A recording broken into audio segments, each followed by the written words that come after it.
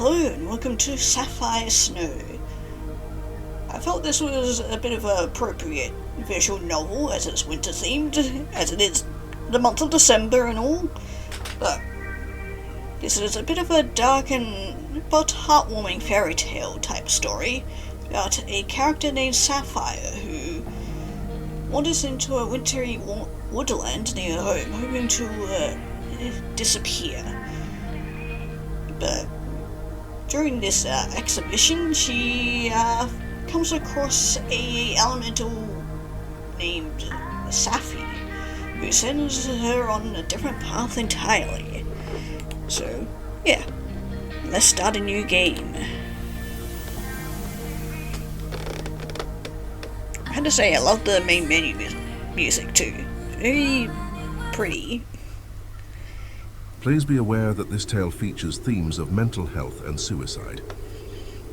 Yeah, I was hoping it would have the content warning, because, yeah, there's going to be some rather sad themes in this. It contains the following warnings and triggers: disturbing language and behavior, mentions of mental health, mentions of self-harm, attempted suicide, bright lights, blood, death. For a more detailed list of warnings and triggers with spoilers, please see the drop-down on the project page. For the best possible experience, please play with headphones and keep all sound on, especially voice acting. Well, I'm absolutely going to do that, because I always love voice acting in a game. Stay safe and have fun. No, thank you, and I will. Before we begin, please select the sort of voice you find more soothing. This choice will determine whether Sapphire, our protagonist, encounters a masculine or a feminine entity. Please note that the voice you choose cannot be changed without beginning a new story. Okay, who do we want to go as? I reckon we go with masculine. I'm sorry, but it's not your time. You don't get to decide when you die, friend. Oh, cool. You actually do get to hear the voice before picking. Okay, go back and let's hear the feminine voice actor. I'm sorry, but it's not your time. You don't get to decide when you die, friend. I like the masculine voice better. Yep. I'm sorry, but it's not your time. You don't get to decide when you die, friend. That's entirely up to me. Chapter 1, Lost.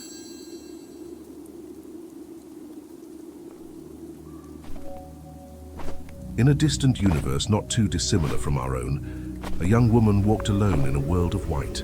So I have to say, I like the narrator's voice too. Dragging her feet through the deep snow surrounding her, Sapphire pulled her coat a little tighter around her neck to shield herself from the icy chill caressing her skin. It definitely feels like I'm listening to an audiobook. Confronted by the almost endless expanse of snow, she began to wonder why she was even out there, cold and alone. In her heart, she already knew the answer. She couldn't carry on, she couldn't cope, she couldn't breathe. So she just left.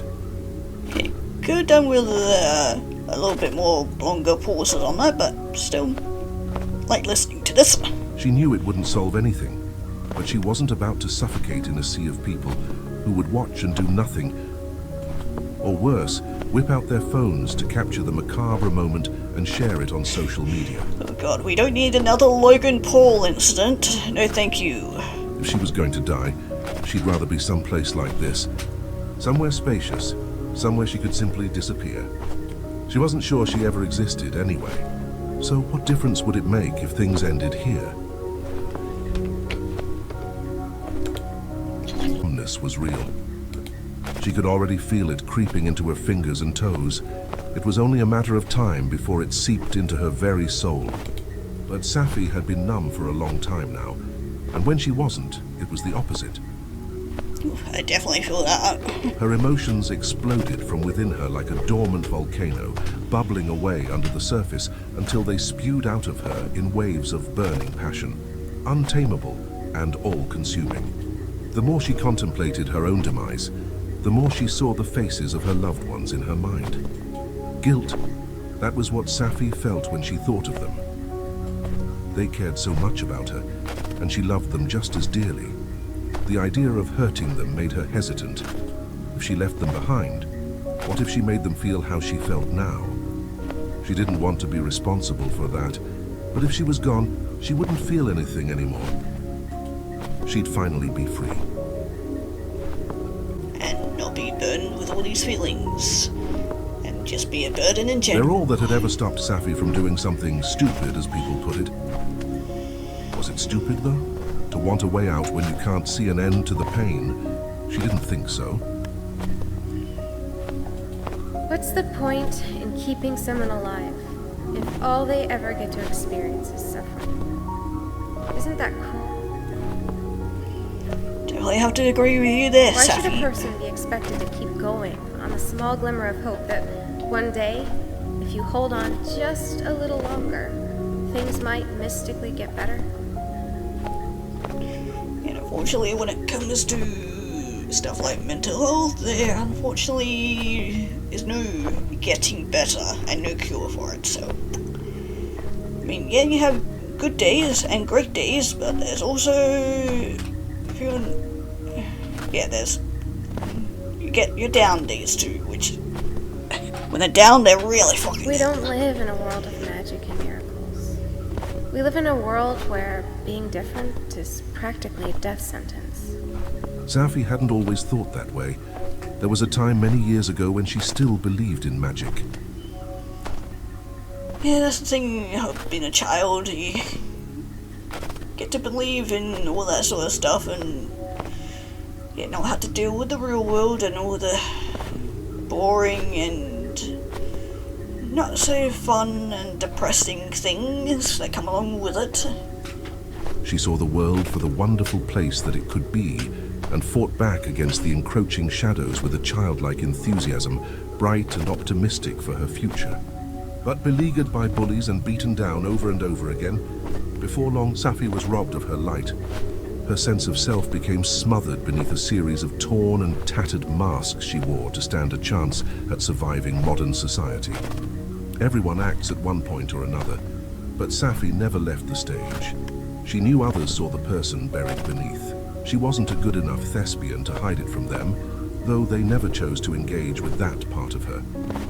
Eventually, she realized that her true self was something to be ashamed of, something to keep concealed, gradually becoming more distant until she was a stranger even to herself. Yeah, because you've always been taught that showing your true self only gets you bullied and ridiculed, because God forbid you be different. Show things in a different way that isn't considered normal. From afar, Sapphire seemed functional. However, upon closer examination, the cracks were clear to see, strained and slowly crumbling, much like the battered bear she carried close to her wherever she went. No matter how hard Sapphire tried to piece herself back together, she'd always end up falling apart again, which is why she was there, trudging through the blanket of snow. Paranoid, Sapphire paused, patting her coat pocket just to check that her beloved bear was still with her. Oh, that's cute. Yeah, I still got my childhood teddy bear, so... She knew it was strange to carry around a stuffed toy at her age, but she didn't care. The bear brought her comfort in times when she had no one else to turn to. Yeah, and like for me, I found comfort in books, because at least books didn't judge me. And I could at least escape into the world, because they were at least more fun than living in the real world. Safe in the knowledge she hadn't lost him, Sapphire continued her trek through the winter wilderness. Sapphire, it's my professional opinion that you are indeed on the autistic spectrum. The very second she heard the psychologist speak those words, she knew she was doomed.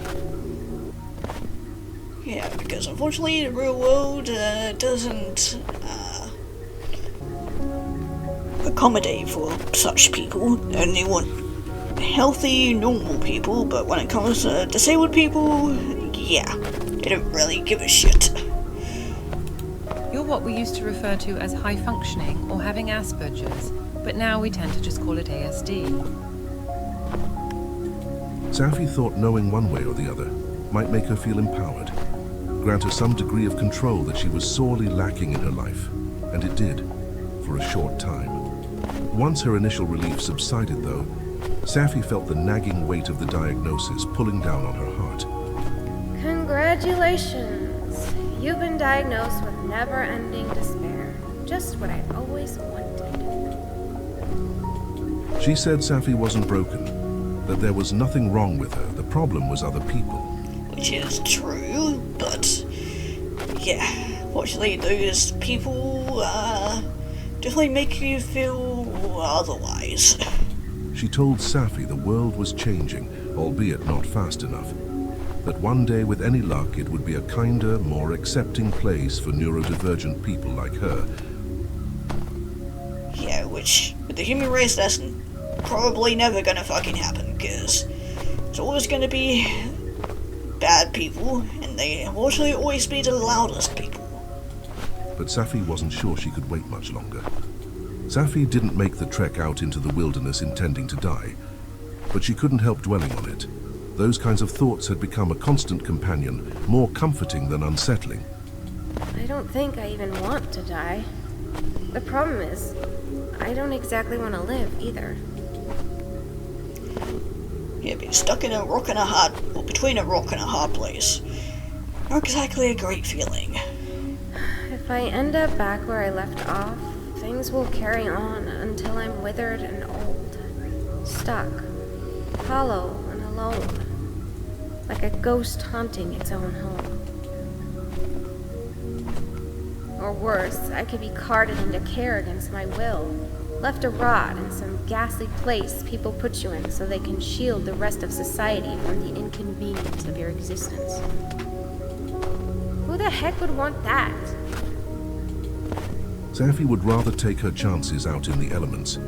At least like this, she was closer to nature instead of isolated indoors. I guess, for now, I'll just keep walking and see where I end up. Whether or not she would make it back home, she elected to leave up to fate. And fate found Sapphire sooner than she could possibly have imagined.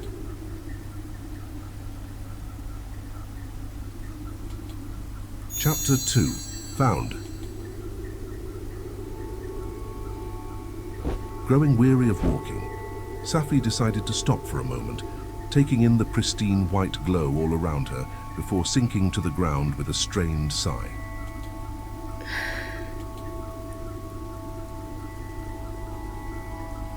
Her winter coat did little to protect her from the biting cold beneath, but she lay still regardless, staring up at the blurry sky as snowflakes danced and drifted above her, falling softly onto her face. Exhausted, Sapphire contemplated simply staying there. Closing her eyes, she began to sink slowly to sleep when her rest was suddenly interrupted by a rustling sound nearby. Excuse me?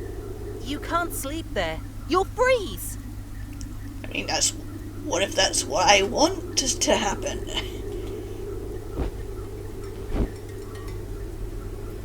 Leaping to her feet, startled, Sapphire squinted, scanning the snowscape for any sign of the voice's owner. Who's there? She called out, wondering if she had merely imagined the sound.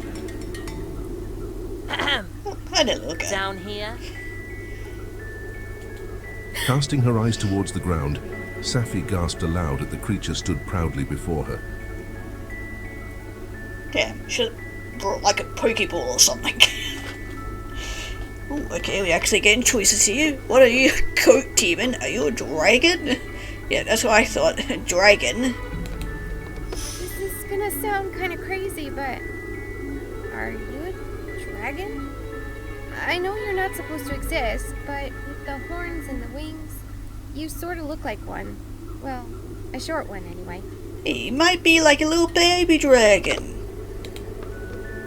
I'll have you know, I'm actually pretty tall for my kind. That's not a bad guess, though. Oh, well, thank you. And okay, so different species of dragon.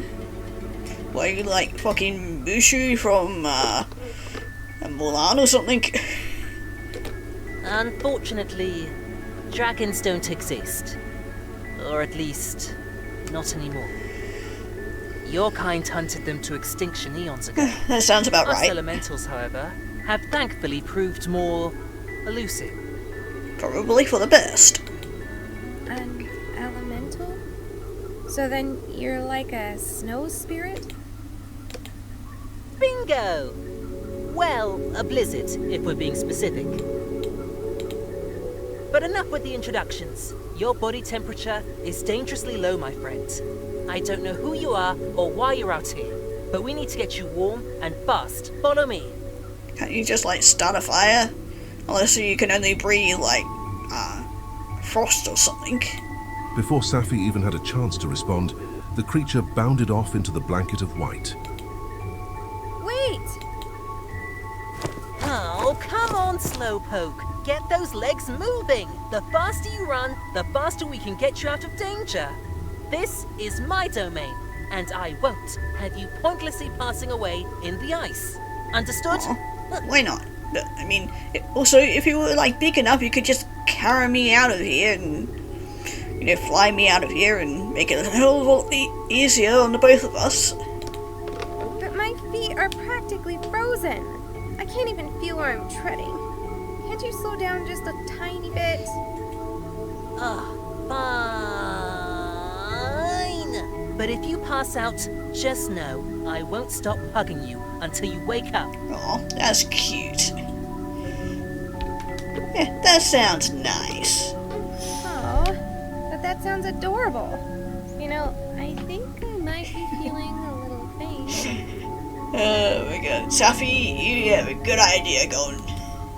Don't you dare! I was only kidding! Aw, damn.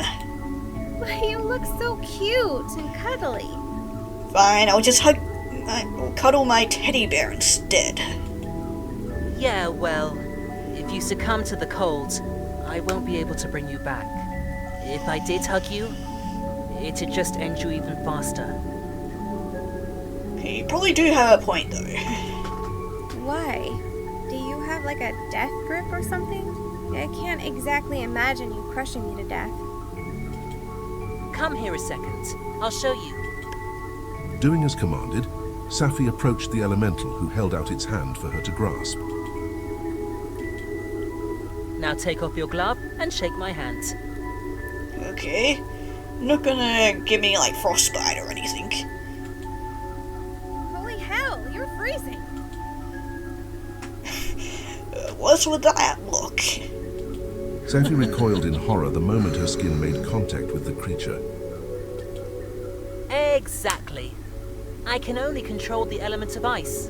A hug from me would be fatal in your current condition. Still want one? Yeah, sure, why not? Maybe. We're on the same wavelength, Sapphi. I like you. Oh, you're hopeless.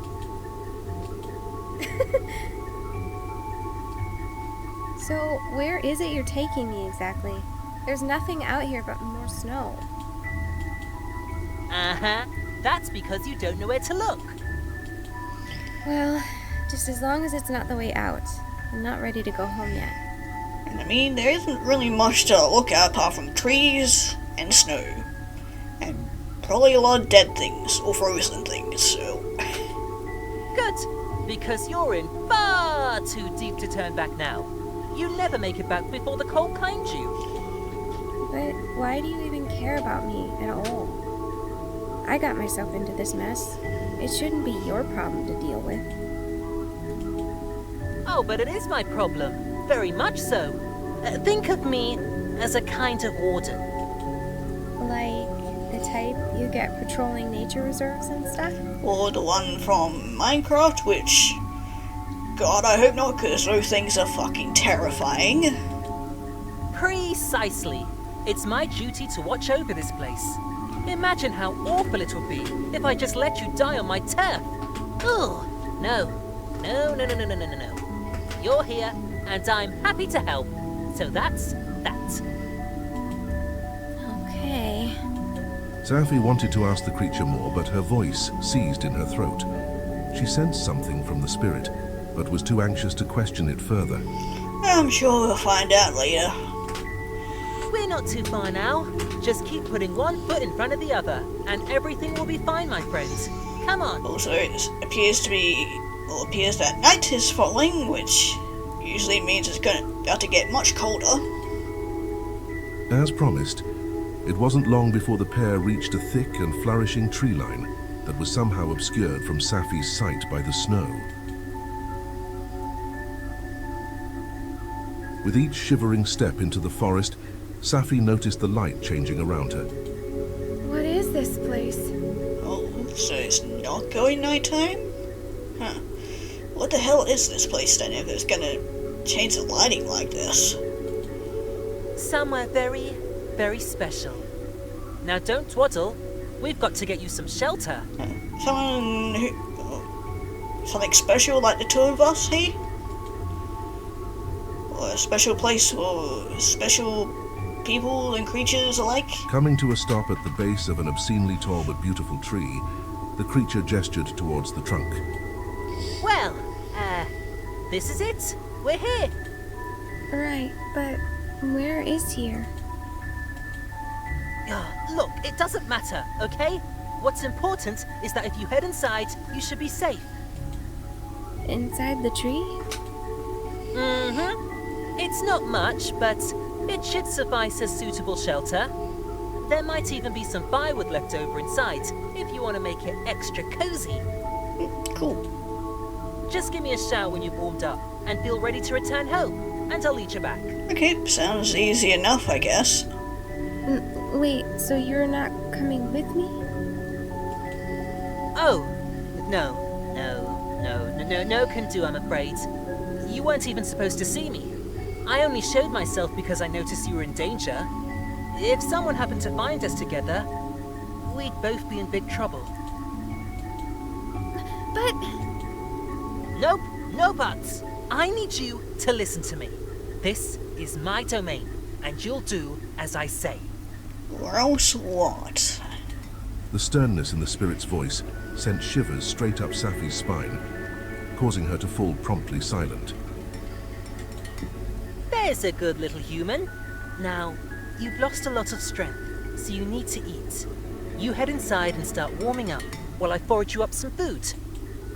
Nodding slowly, Sapphi started to grow concerned. Should she really be taking orders from this strange spirit? I mean, if he wanted to kill me, he would have done so already, and seems to be, wanting to keep me alive, for the most part. Great, then we have a plan. Please, stay safe while I'm gone, and don't go wandering around in the woods. There's a foul blight taking hold of this land. I can't protect you if you don't stay hidden, so just sit tight and wait for my return. What does he mean by blight? Hopefully we won't run into it. The steeliness of the spirit's stare forced Sapphi to nod in compliance once more, and it smiled in acknowledgement before ushering her inside. Are you sure you can't just stay here with me? Maybe you can protect me from this supposed blight? Anxiety rose to the surface as Sapphi stuttered. As much as I'm enjoying your company, I'm not supposed to be here. Like I said, it would be bad if I were caught here with you. Yeah, and what's gonna happen if we get caught, per se? And, by whom exactly, too? Just because I watch over this land doesn't mean I can control everything in it. What's important is that you should be safe here. Unable to speak for fear of allowing tears to escape, Sapphi stood still, pleading with her eyes for the creature not to leave her. I don't think that's gonna happen. I'm sorry, but it's vital that you eat. Rest will help, but you'll never make it home on an empty stomach. I really hope that I don't end up having to eat you. Besides, you're my guest. I can hardly allow you to starve. I'll try not to be gone for too long, okay? Just like that, the creature bowed its head politely, before fading into the fog. Okay, well, bye-bye, little elemental. The very second the spirit was out of sight, Sapphi felt a suffocating sense of dread creep closer. Are you being followed? God, I hope not. Its arrival had been a timely diversion from her ruinous rumination, but now that it was gone, she felt lost once more. And even worse, lonely. I mean, thought you'd be used to that by now. I mean, I shouldn't really be saying that because I still haven't gotten over feeling lonely. So, yeah, I'm just gonna keep my mouth shut. Sapphire didn't even mind if she slipped away. So why was the spirit so intent on having her survive? And why did it seem apprehensive? No, afraid of lingering here. Whose home is this? What's the blight that the spirit spoke so briefly of? How was any of this happening? Perhaps it was already too late for her. It was all over the moment she fell asleep in the snow. Everything after that had merely been a hallucination. In a desperate attempt to distract herself from dwelling on her demons, Sapphire began to explore the small but humble dwelling she found herself in. Scattered objects lay covered in dust, once loved by someone, now discarded and forgotten, while others were arranged neatly on shelves, displayed with pride. Sapphire couldn't help but compare the room to the wider world outside. People like her were left to decay, too ugly and inconvenient to consider saving when surrounded by so many beautiful and superior beings. She wondered if the abandoned trinkets felt as betrayed as she did. A self-deprecating smirk spread across her lips as she realized how deep her depression ran, infecting every inch of her, eating her up from the inside. Kind of like the blight that the elemental was talking about. Even now, in this fantastical scenario that bore a striking resemblance to some of her youthful dreams, she couldn't find it in herself to hope, anxiety gnawing at her very soul. Yeah, unfortunately, once it's there, likes to stay there and dig deeper. Overwhelmed and uncertain, Sapphire crawled onto the ledge resembling a bed and curled up into a tight ball, shielding her eyes from her surroundings. If she could just sleep, maybe the spirit would be back by the time she woke up. Chapter 3. Goodbye. Or maybe we could just slip into an eternal slumber? It sounds a lot better.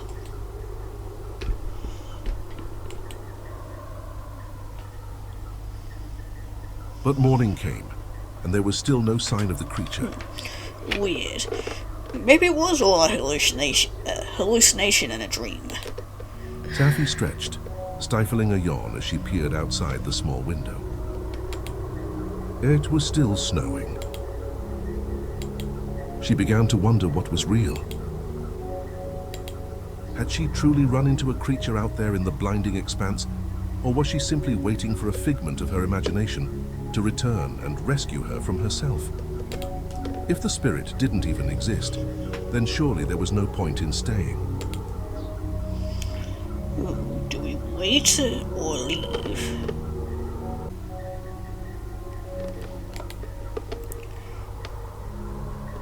I mean, it's not like we have anywhere else to go, so we'll wait a little longer. Despite the doubt in her mind, Sapphire decided to stay.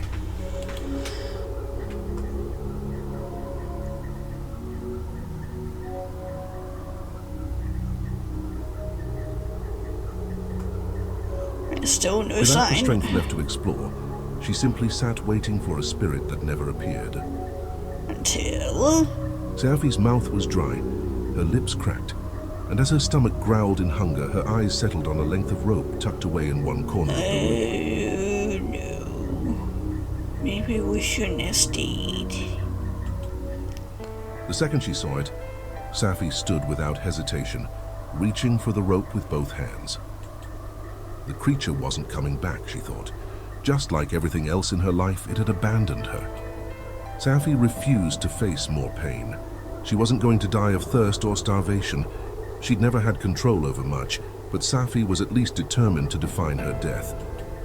As she caressed the rope lovingly, feeling the rough texture on the palms of her hands, it occurred to her that whenever she'd previously considered ending her life, she never knew what to write in a note for those she'd leave behind. A grim smile crept across her face when she realized there was simply nothing left to say. Almost in a daze, Sapphire found the perfect spot to secure the rope to the ceiling, and stepping back, she took in her handiwork, hoping she'd managed to tie it tight enough. Carefully moving a small stool to sit beneath the dangling rope, she climbed atop it, gently draping the noose around her neck before fastening it firmly. I'm really regretting my choices now. This was it. No more hurt, no more responsibility, no more anything. Sapphire would finally be free. Well, we're gonna get interrupted, I'm assuming. Maybe in another life, for another me, things might work out differently. But I guess that's just being selfish. Goodbye, world. I'm sorry I wasn't strong enough to spend more time with you. But Sapphire didn't truly believe she would get another shot. She just wanted to say something, to stifle the silence before her inevitable suffocation. With one foot hovering above the floor, Sapphire shut her eyes and stepped towards oblivion.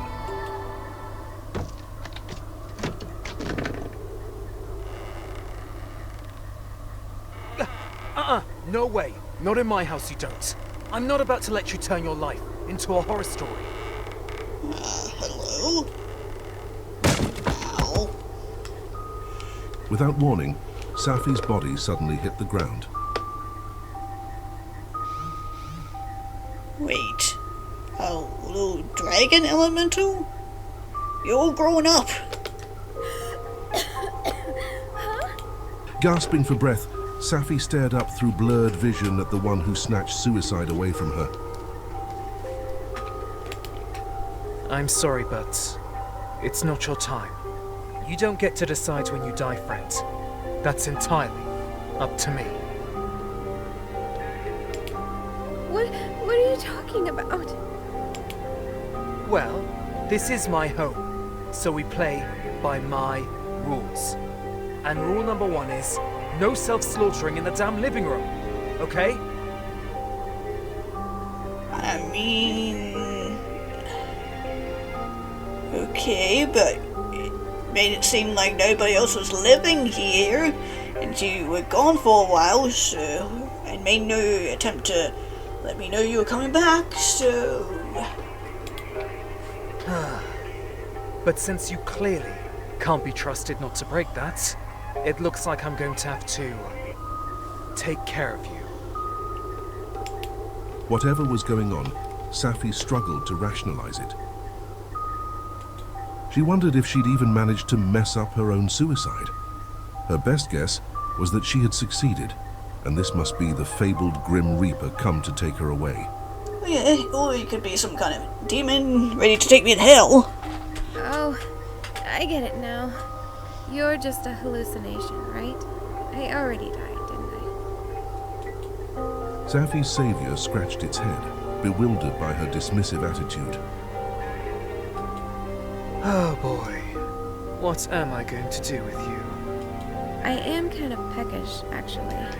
Which is weird, because I always imagined ghosts had no appetite. Rubbing her eyes, Sapphire's stomach growled once more, causing the entity to sigh in exasperation.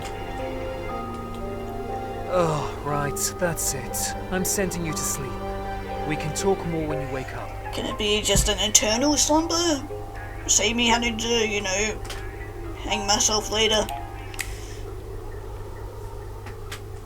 And with a swift click of its fingers, the mysterious stranger sent Sapphire straight into a deep and dreamless slumber. Chapter 4. Yes. Imprisoned. So I'm guessing this isn't the same little dragon we had before. An entirely new character. Coming to on a cold stone floor covered in blankets, Sapphire sat up slowly in the dark of the night. Ah, great, I'm in a prison now. Ah, good. You're awake. You're finally awake. Sapphire's gaze was immediately drawn to the figure sitting on the other side of her cell. She couldn't quite tell if its tone was one of cheer or relief, perhaps a mixture of both. You're also missing your horns and your wings. I can only apologize if you weren't warm enough.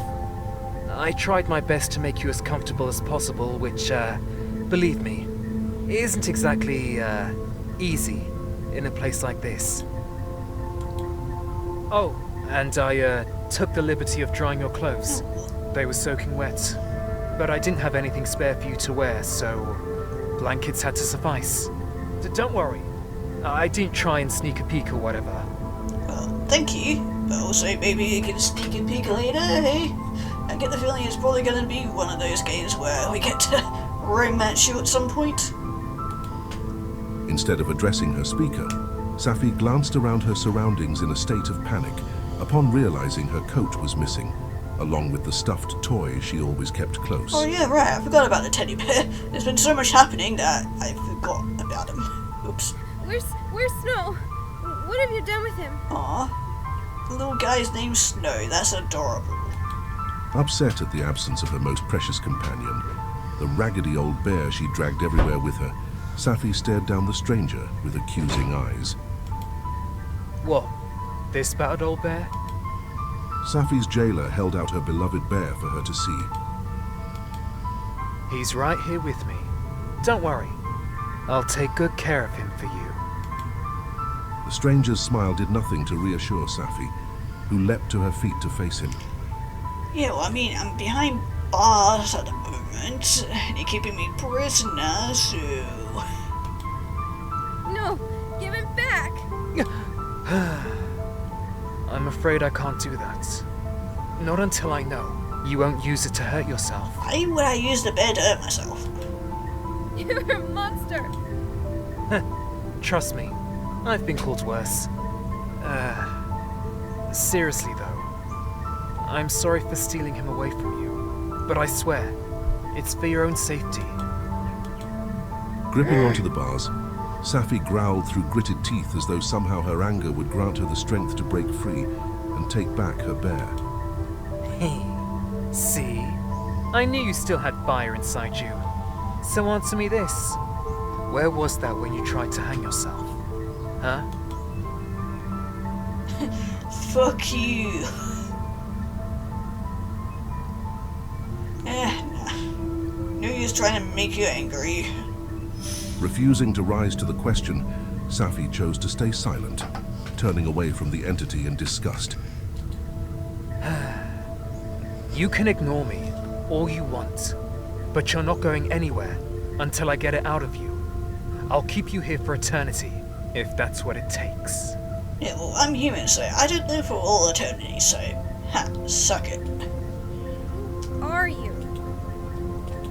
The first thought in Sapphi's mind spilled softly from her lips. It's a little rude to ask a question without answering mine first. Don't you think? Also rude. But if it'll help you see me as the ally I am, rather than the enemy you assume me to be, then I suppose there's no harm in indulging you. As I was about to say, it's kind of rude to lock up a lady in a prison, but here we are. I have many names, some more pleasing than others. Since my sole intention right now is keeping you safe, why don't we stick to the one I share with your, fluffy little friend here?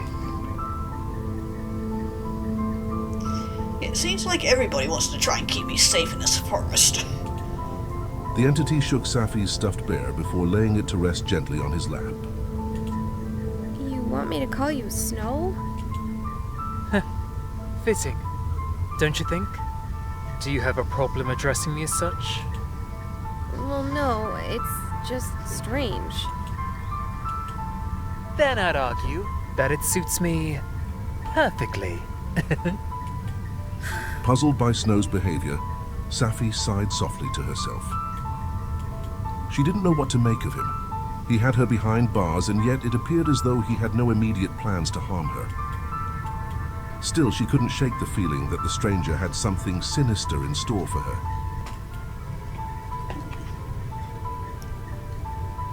Let's ask, why am I here? Why have you brought me here? Is that really what you want to ask? Or are you hoping to find out why I rescued you? Both. Because you're precious. It's as simple as that. What are you, fucking Gollum?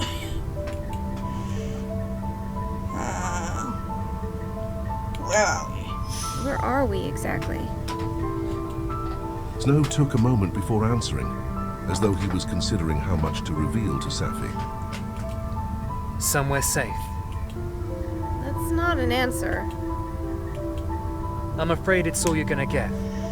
What's important is that no one will find us here, which means we should be able to spend our time together in peace. Okay, well then can I leave? Can I leave? I don't know. Can you? Oh god, you're one of those people. God, I hate teachers like that. Can you quit being so cryptic? You're the one who kidnapped me and put me behind bars. Technically, yes, but in a roundabout way, you kinda did it to yourself. What's that supposed to mean? I think you already know the answer to that. Silly. Shooting Snow yet another scowl, Sapphi slumped to the cold ground, exasperated. Is it so bad being stuck with me?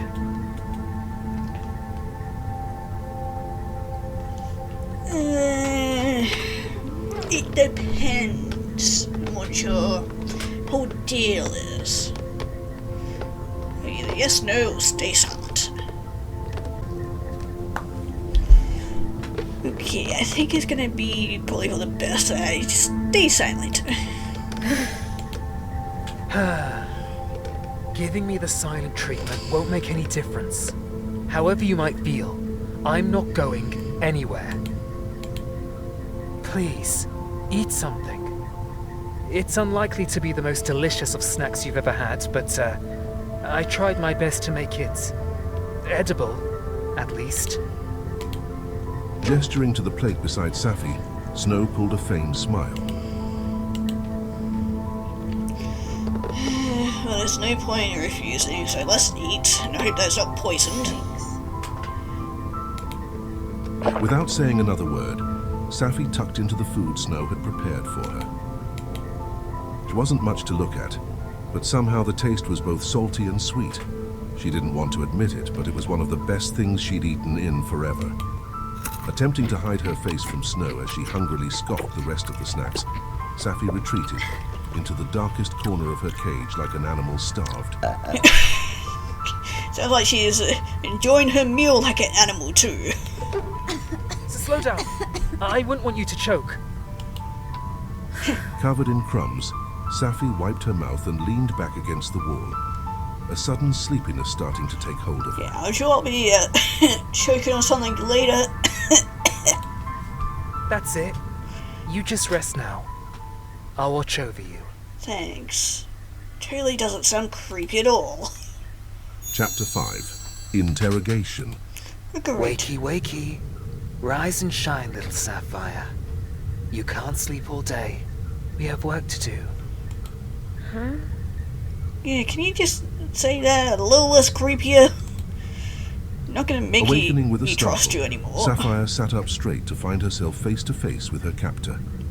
His ashen skin pressed against the bars of her cage.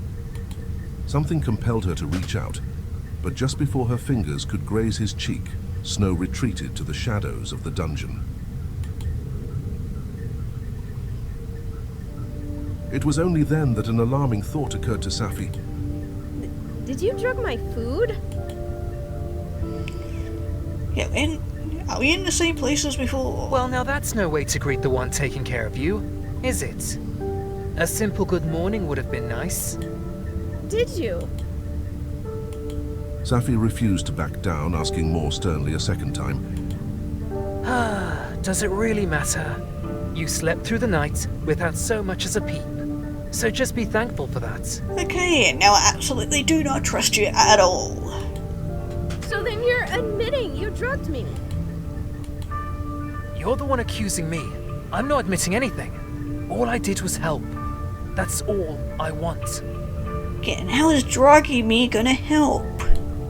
You keep saying that, but how am I ever supposed to believe you when you've got me behind bars? I just want to keep you safe. Safe from what? Myself or the blight? Can't you see? You're not protecting me. You're imprisoning me. Keeping me locked away isn't gonna make my life any better. I told you. I'm not letting you out of there until you tell me.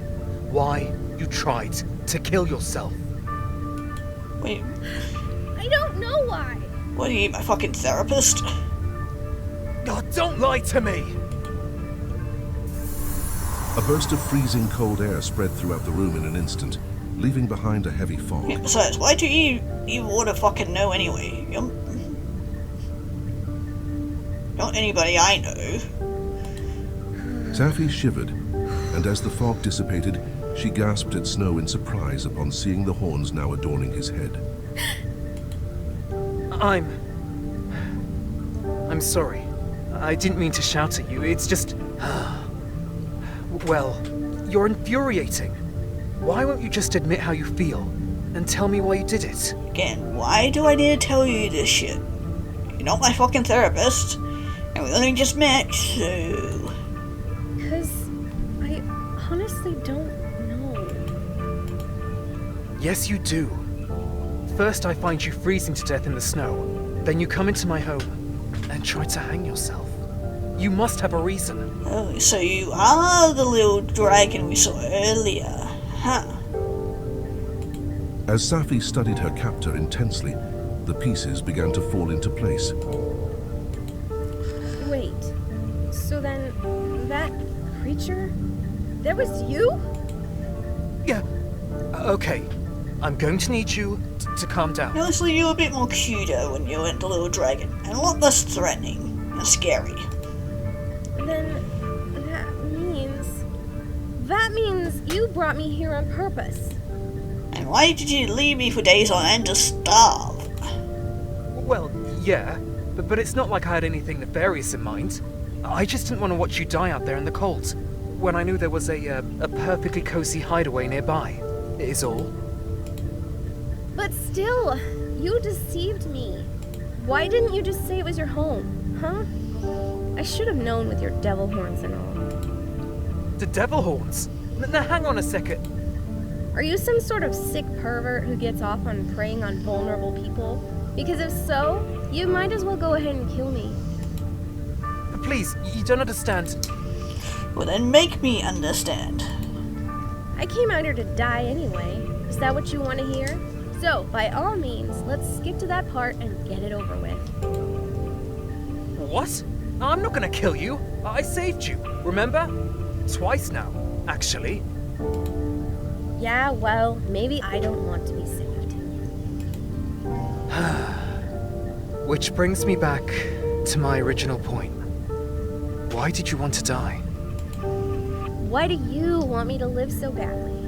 My life is none of your business. See, now that's where you're wrong, Sapphi. How do you know my name? I never told you. Oh, I'm sorry, I should have asked. Do you prefer Sapphire instead? No, Sapphi's fine. But that's not what I asked you. Oh, why do you insist on asking so many questions? I'm new to this, okay? Wait, are you like my guardian angel or something? I've been out here a long time, but you're the first one I've come across who actually needs my help. So please, for both our sakes, just let me help you. Fine.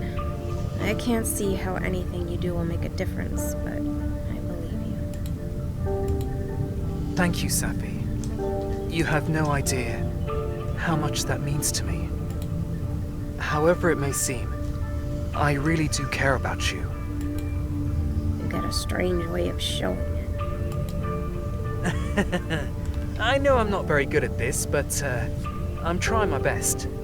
I knew it wouldn't be easy, but I also never imagined I'd meet someone so difficult. What's that supposed to mean? Snow slowly crept closer to the bars before clinging onto them tightly as though in pain. Oh, it's you! You're just... I don't even have the words. I always thought when I finally had the opportunity to rescue someone, they'd be grateful. I know I would have been. But with you, it's like your soul screaming at me. For the first time in forever, I feel as though I actually want something. Oh, you're so stubborn. It shouldn't be this hard to save someone. Sorry. Hey, Oh, shush! Just stop. I shouldn't even be speaking to you like this. I'm not supposed to get so involved. Snow. I said, shut up, please. Just be silent and sleep. Wait. I'm definitely getting some very Beauty and the Beast vibes here. With a swift click of his fingers, Snow sent Sapphire spiraling straight back to sleep. You can do it that easily? Why drug me when you can just snap your fingers? I meant to be the one saving you, not the other way round. How can I possibly heal you if I never want to let you go? Oh, great. Fucking Yandere elemental, of course. Why do I always find myself in these positions?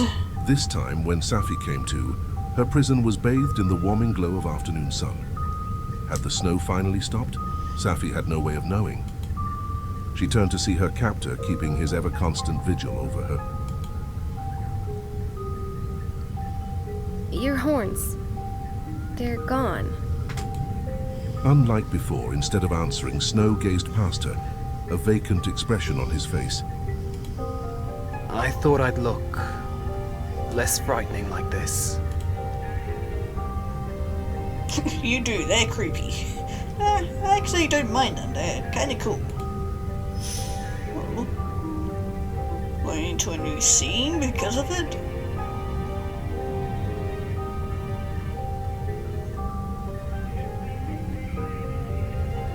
Chapter 5, Branch A, Thaw. Hey. How many branches are there then? I actually thought they were pretty cool. They suit you. You shouldn't hide what you are. Maybe that can speak true for yourself, Sapphire? Says the one who ran away for that very reason. You're a real hypocrite, Sapphire. You know that? Kinda what I was trying to say, just not as rude or mean. She wasn't sure how to respond, so she shrugged instead, wearing a self-deprecating smile. People didn't usually point out social faux pas so flippantly. I mean, not really a personality, though. Do you really mean it? You don't hate my horns? Rubbing the spot on his head where the appendages had been, Snow blushed a little, Cute. and Sapphire's smile transformed into something far more sincere as she nodded. You're so cruel, little Sapphire. Snow knew he shouldn't say another word, but he couldn't help himself. Why? It was supposed to be a compliment. I took your choice away from you. I don't deserve your kindness. As if by magic, Snow's horns reappeared as he slinked closer to Sapphire, slinging his coat to one side before sitting down on the stone floor in front of her, instead of skulking in the shadows. It was then that Sapphire noticed the bandages wrapped around his arm. Are you injured? Oh, these? No, at least not now. I wear them to cover up my old scars. It's just easier if I don't have to look at them. You know? They remind me of who I was a long, long time ago. But that part of me's gone now. For better or for worse. I honestly kind of feel that. That's why I've been getting tattoos. Because tattoos look a hell of a lot cooler than scars. Sapphire wanted to ask him about who he used to be, but she didn't want to seem rude. I mean, he's kind of already been really rude to you, so it's only fair that you get to be a little bit rude back. Several minutes passed in awkward silence. Snow could sense her curiosity, and despite his cautious nature, decided to indulge her. You know, I wasn't always like this. I was like you once. I came here to hide just as you did, but the world wouldn't let me go. I felt as though I had nothing left to live for. I just wanted it all to end somewhere peaceful. Somewhere I could see the sky and feel the snow on my skin. I'd always loved winter here. There's something special about the way the snowflakes fall so silently. The crisp crunch beneath your feet as you wander into the white. Freshly fallen snow is like starting a painting. A blank canvas, full of possibilities. Every step you take, every imprint you leave, you know it won't last forever. But in the moment, it makes you feel like you actually exist. It's proof that you're alive, even if you've lost the ability to feel it. And were you a poet in your spare time? I was so numb. But seeing the snow still made me smile.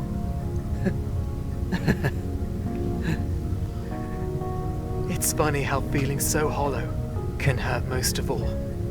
I would have given anything to feel something other than empty. Sometimes it's not always cracked up to be. Feeling positive emotions, sure, but when all you feel is negative emotions, yeah, I wouldn't count on it. So I took out my knife and used it to slit my wrists, while the smile was still on my face. It's not like I hadn't done it a million times before, whenever my emotions were too much to contain, or when they'd abandoned me entirely. I didn't know what else to do, so I cut myself. And I hate that I fucking relate to you, especially on that first part. As stupid as it may sound, it brought me some relief. But then I imagine you already know that. She doesn't, I sure as hell do, and it sucks. I don't know why, but part of me thought if I could smile up at the sky, maybe it wouldn't hurt quite so much. But a smile can only hide so much. And that's when I met the Great Blizzard. Enraptured, Sapphi inched closer to the bars, both horrified by Snow's words but eager to hear him reveal more. She stopped me from slipping away by freezing all the blood in my body, but it wasn't enough to save me. So she even took my heart, turned it to ice. Now I'm cursed to feel the cold forever. That's insane. It sounds like something straight out of a fairy tale. Well, a pretty grim one, but still. I know, right? But it's true. I have these horns because of her. She said suicide wasn't the answer, that she'd made it her mission to save souls like mine, because without us, the world would never change. If all of us lose hope and disappear, then there'll be no one left to fight the Blight. Humans almost hunted creatures like her to extinction, the same way they tried to push people like you out of society. We're an inconvenience to them. They don't care about myth and magic. They only want industry and innovation. Imagination is the enemy of that. It can't be bought or manufactured. It lives in souls like yours, Sapphi. But being born with that sort of spark comes with a price. She said she'd make me strong by stifling my feelings so I could help her in her fight against the Blight. But, perhaps that's a tale for another time. Shrugging off his story, Snow stood once again, leaving Sapphi more than a little astounded. And maybe a tale for another game here? Hang on. You can't start talking about mighty blizzards and battling blights and then just leave it at that. Oh, but I can, little Sapphire. Believe me, it's much better if I stop before the bloodier parts. Besides, I've already told you far more than I should. What's stopping you from telling me more? Because, you already started, why stop? Saving lost souls might sound like noble work, but the Blight is bigger than you could possibly imagine. The Blizzard is still out there somewhere, but she's not as strong as she used to be. She thinks we can still help by staying here and saving who we can, while keeping the blights at bay. It's a lot of responsibility. This blizzard sounds like a great being. Snow hesitated before opening his mouth to respond, as though carefully considering his next words. She certainly is. I owe her everything. But that doesn't mean I have to agree with her approach. Sure, she taught me how to fight, how to help, but it's not enough. You're the first person I've encountered in eons who came here to kill themselves instead of me. I'm sick of being hunted for who I am. Before I met her, people saw me as a freak. She made sure that's all I'll ever be. She thinks she can just fix us by freezing our hearts, but she's got it all backwards. It's the world that's broken, not us. So, Stealing my feelings was wrong. Blocking out pain doesn't make things better. It just hurts even more when you finally start to feel again. Snow, I'm so sorry for everything that's happened to you. I know that doesn't really mean much, but... I don't want your pity any more than you want mine. Suddenly slamming his head into the bars, Snow's face contorted with a desperate rage, but Sapphi stood her ground. Don't you dare fucking look at me like that! Well, I mean, you're free to leave if you want to stop looking at my face. Still, Sapphi stared at him, sorrow in her eyes. She wasn't especially scared. In fact, she wasn't entirely sure how she felt, but it hurt. I said, stop it! I mean, you can look away. A blast of cool air froze the hairs standing to attention on Sapphi's skin. God, kiss him or fucking slap him. God, what are these choices? As tempted as I am to slap him, so tempted, but I mean, he hasn't had any reason to hurt us, and he hasn't done so already, so... She wasn't sure what possessed her to act, but an overwhelming urge filled Sapphi from head to toe, and she grabbed onto Snow's face, kissing him passionately through the bars of her cage. At first, Snow refused to reciprocate, eyes wide in a mixture of shock and fear, but the longer Sapphi held him there, the more Snow realized how much he wanted to kiss her back. Despite the constant chill in the air, Sapphi still exuded a warmth that Snow had sorely missed. He longed so desperately for his frozen heart to thaw that he feared he would lose himself in Sapphi's kindling embrace. Oh, cute. When the pair of them eventually separated, Snow glared at Sapphi, a grave expression on his face. If you think I'll let you go after one little kiss, you're sorely mistaken, Sapphire. Okay, I can barely hear you over the music. I get it, Snow. You're lonely, and that's okay. You have me now. I'll stay here with you if it helps. You don't get anything. You have no idea what I've endured. Besides, you shouldn't say things you don't mean. It could get you into trouble. Trouble with whom exactly? You don't owe me kindness, and you're not leaving until you give me an answer to my original question. So why don't you think about that for a while? I have important work to do.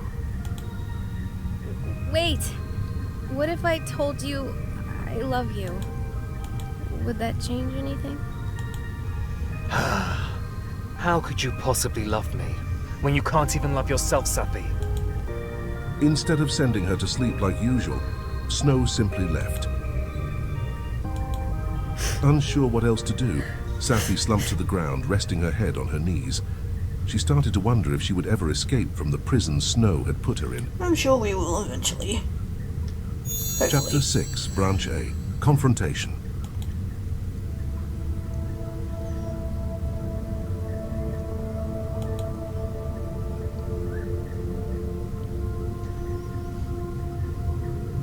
Days passed, followed by weeks, then months, and in all that time, Snow and Sapphi never spoke.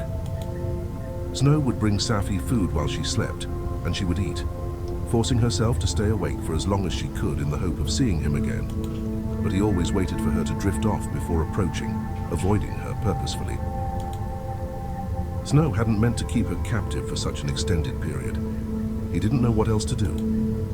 Being in her presence was painful. It reminded him of how he used to be. He knew deep down he had feelings for her, and so he refused to let her go. How could he? Without Sapphire, he'd go back to the bleak existence of battling the blight alone. He came to this place hoping to be free, and instead wound up trapped here. Even if they no longer exchanged words, when he returned wounded and weary, he could at least gaze upon her sleeping form and feel something other than excruciating numbness. And what about Sapphire's feelings? But her seemingly endless incarceration was not without aim. Snow had been working diligently with Sapphire, oblivious to his plan. Almost every spare second he had went into sewing her bear back together, as though fixing it would somehow repair Sapphire's broken soul, and perhaps even his own. Snow knew this was nothing more than a fantasy, but he still believed the bear was the key to freeing them both, and even if he was wrong, he was determined to force that fate upon her for his own sanity. It was a frosty midwinter morning when Snow finally decided to show himself to Sapphire for the first time in forever. Hooray! You're here. Sapphire gasped in surprise at the sight of him, questioning the validity of her vision. So, have you had enough time to think of an answer? Dispensing with pleasantries, Snow questioned I her. think we've had more than enough time. I'm assuming Sapphire isn't going to give you the answer that you want. Standing to face him with a serious expression, Sapphire gripped her hoodie tightly, filled with resolve. I have. And? I didn't want to die at all. I just wanted to connect. Being shunned over and over again just for being myself hurt so much that I felt like I had to hide. I wanted to be free, to express myself without worrying where the next batch of abuse was going to come from. To reach out and truly be understood. I was sick of living my life in a cage created from fear. So I tried to find another way out. But here we are back in that cage again. Or at least a slightly different cage. At first, I believed you when you said you were trying to protect me. But now, I'm not so sure. Keeping me locked away isn't going to make my life any better. I already retreated from the world when it rejected me, just as you did. And where has that gotten either of us? We're both miserable and alone. But we don't have to be. We can help each other. I've come to set us both free. There was a glint of something impish in Snow's eyes that unsettled Sapphire. What do you mean?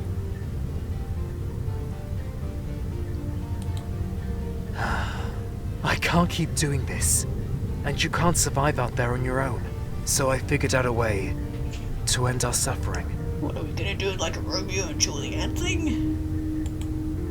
Revealing a knife from behind his back, Snow smiled softly at Sapphire, sending shivers down her spine.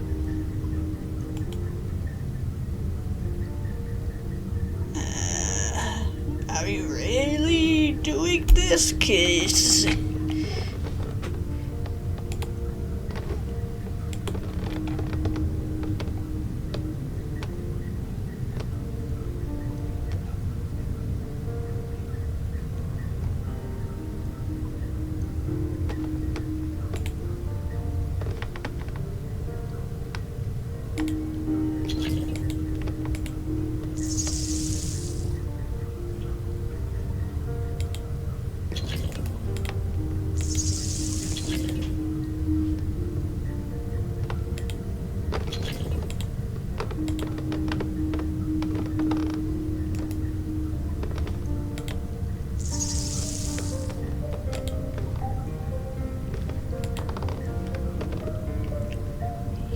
I don't think I'm ready to do it like that.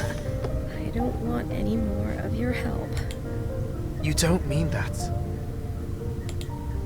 Listen, you gave me a second chance at life, and I'm grateful for that. I really am. But please, let me at least try and make the most of it.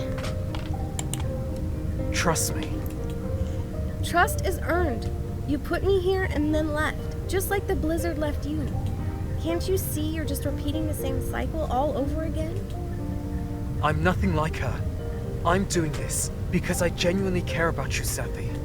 And I promise you, I will never, ever leave you alone again. If that's true, you'd give me back my bear and let me out of here.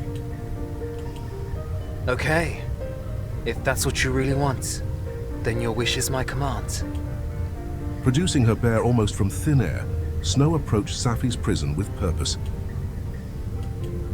Just know that I'm not taking my eyes off you for a second.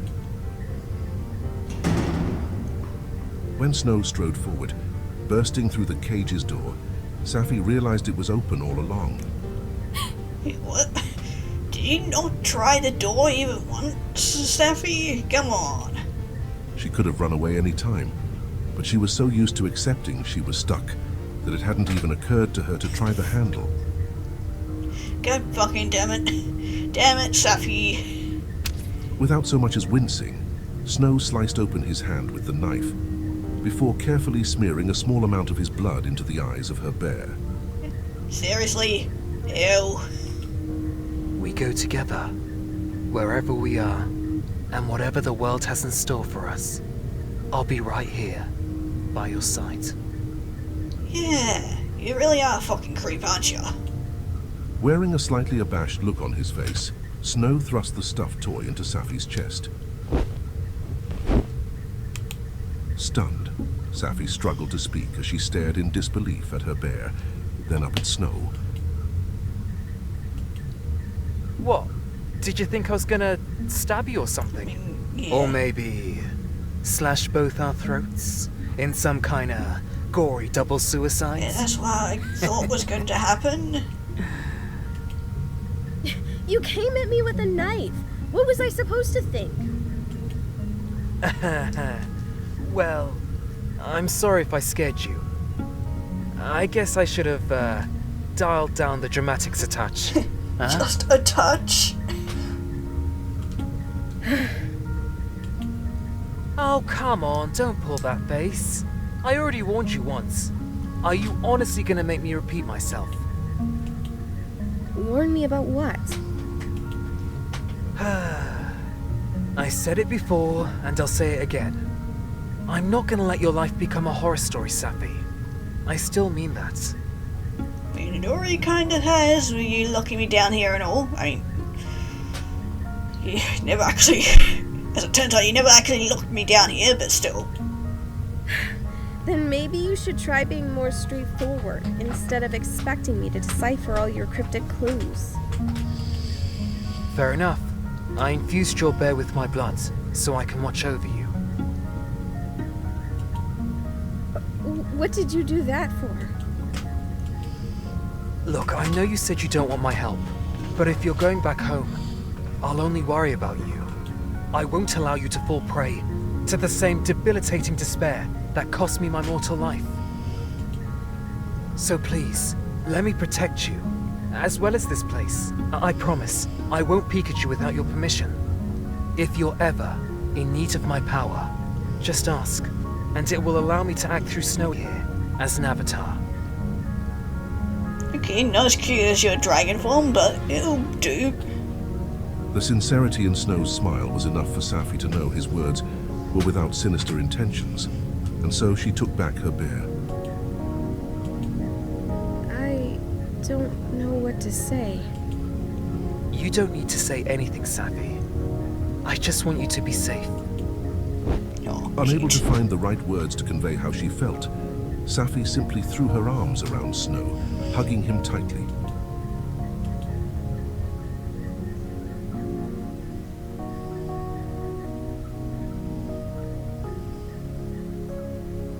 I couldn't bring myself to say goodbye, and Snow didn't stop me as we separated. Our parting was wordless, so I suppose he felt the same. Somehow, I knew how to navigate the snow-covered woods, where before I would get lost in any unfamiliar surroundings.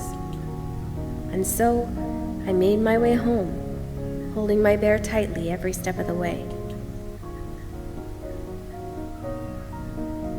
It wasn't foolish. I knew it would take immense bravery to attempt to start over after everything that had happened. But when I sat down on my bed with my bear by my side, I knew that I at least wouldn't have to do it alone. Ending 6. Together forever. Oh, so there's 8 different endings. Oh my god, that is a lot of them. Oh, it's created in 1 month. They play with full voice acting for the Yandere Jam. Oh, that's kind of nice.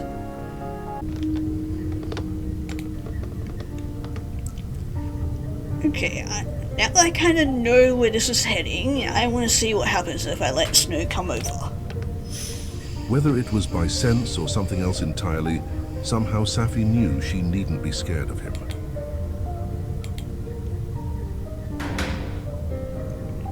When Snow strode forward, he tentatively pushed open the door.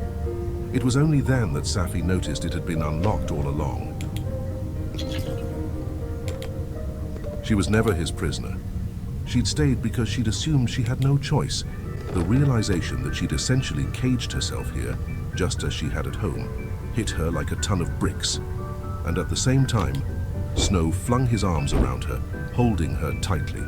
Okay, so this one's a little bit different.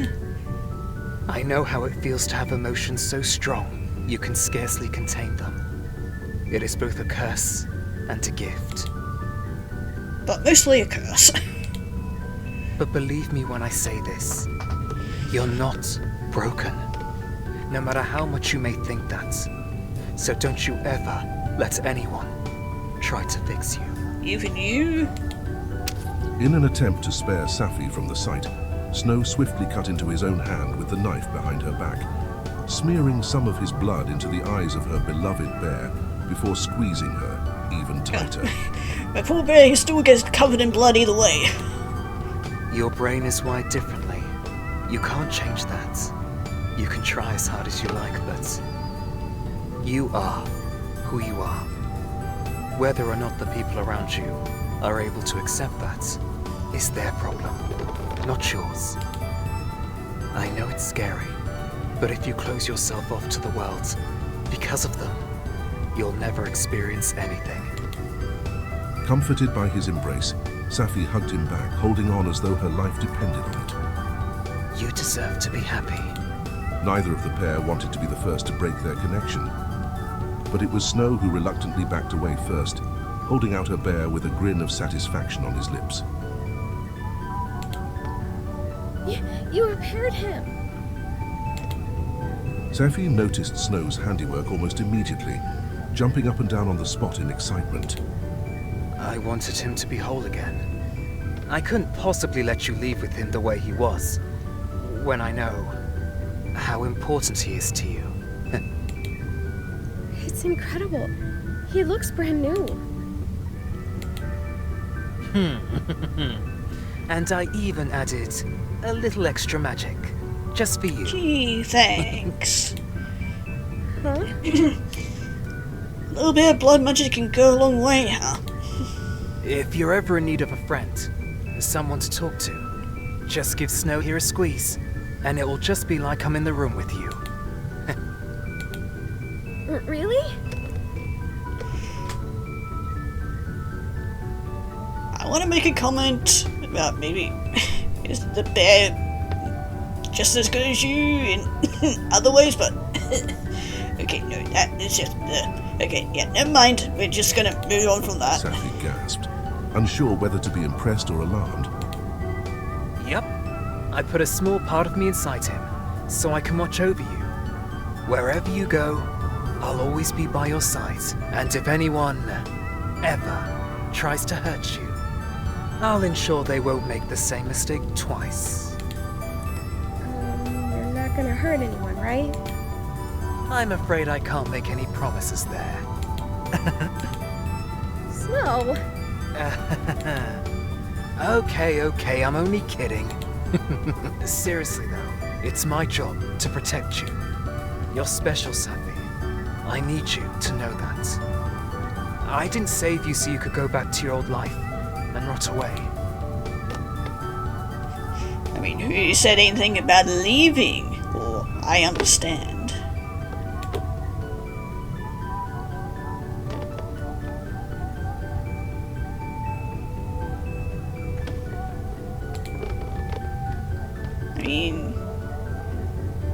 I mean, it's not like I have anything else to go back to, so... Who said anything about going back? I thought that's what you wanted. No, silly. I want to stay here with you.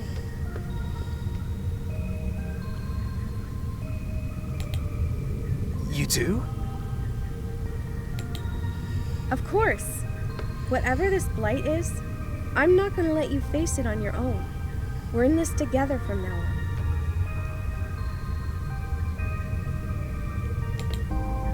Clutching her reborn bear resolutely, Sapphi resembled a much younger version of herself, her shattered faith restored. Are you sure? This life isn't an easy one, Sapphi. And neither was my other life, so... I'm sure. I don't care if it's difficult, as long as I get to stay with you. At least that's a life worth living. Stunned to silence by her sincerity, Snow felt his heart thaw a little more.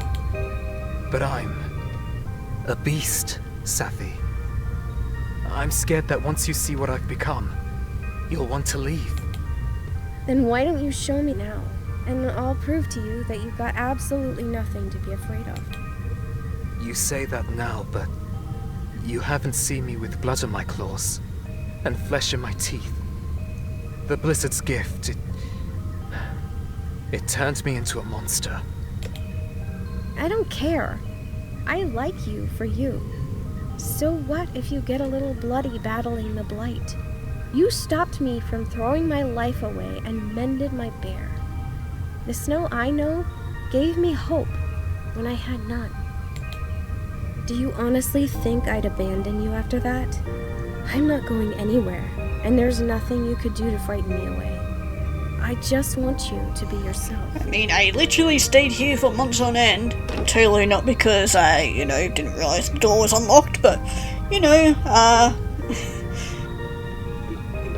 we put up with you for how long, so I think we're good. Releasing a sigh of defeat, Snow bowed his head in acceptance. How could he possibly deny her wish? Oh, cool. As he took a step back, gentle winds surrounded Snow, encasing him in an icy glow. Before bursting to reveal a magnificent creature, unlike anything Sapphi had seen before. Whoa, cool. I like this, actually. Man, that is a cool-ass design. I like it. She didn't need words to say how she felt, and so she set down her bear to hold Snow's head in both hands, rubbing his muzzle affectionately as she buried her face in his comforting fur. Snow allowed her to stay there for a few minutes, growling softly with approval, before suddenly flipping her up onto his back. I mean, you could have done this before With a to get flick me. of his heels, Come with you Snow before. galloped out into the glistening white world, Sapphi atop him. And the pair of them disappeared beyond the blizzard.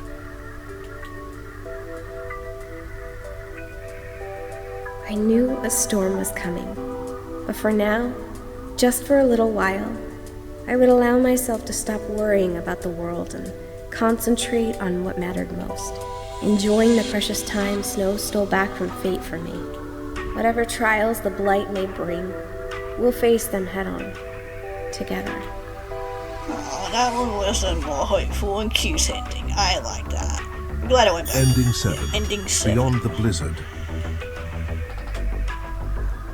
Yeah, that was Sapphire Snowe. Yeah, I'm gonna end it here and give you guys an excuse to go play this for yourselves, because, yeah, there's definitely plenty more endings, a lot more than I thought they were gonna be, but yeah, everybody did a really great job on this. Like, I really loved the art, voice acting was good, and the writing was good, and yeah, I thoroughly enjoyed that. Definitely would like to see more of Snow, maybe a bit of a backstory, because that would be kind of cool. But yeah, overall, very enjoyed words. Yeah, very much enjoyed this. As always, the link will be down in the description below if you guys want to check this out for yourself and see the other endings. I'm assuming there's I've unlocked the music player and more. But yeah, because I'm assuming there's probably like 4 good and then 4 bad endings, and yeah, very interested to see what the bad ends are, especially knowing what Snow is now. Aw, thank you. Savvy's story is a fictional one, but the sad truth is that suicide is sometimes the only way out for people struggling with mental health difficulties and discrimination. Yeah, which is fortunately a sad reality. Sure as hell fucking know that, as I am one of those people, but yeah. According to a study by the Cambridge University, autistic women are especially vulnerable, them being 13 times more likely to die by suicide than non-autistic women. And it's also, unfortunately, very hard for women to even get an autistic diagnosis because, as always, the only kind of diagnosis test thing is only done on men and not women, and yeah. Could have been one of those women because, like Sapphire, many years ago attempted suicide, and like Sapphire, I was stopped. Not by a mythical being, but by my pet dog at the time. Somehow he knew I was trying to do, and he sat in my lap and whimpered as though he was begging me not to before snuggling into me. And also pretty bloody amazing like that, as they are. Humans can be too, even if there are also a lot of total asses out there, which there definitely are. The game hasn't exactly come out the way I hoped because I've been ill lately. Had a lot less time to work on it than I would have liked, but still. Yeah, but still, you did a fucking fantastic job on it. As well as everyone else in this. I want to at least try and tell this story because when I started writing it, I was feeling deeply suicidal again. Separating myself from Sapphire meant seeing things from an outside perspective. Really, working on this was more like therapy for myself than anything else. But if someone happens to get something out of playing this, that's a gigantic bonus.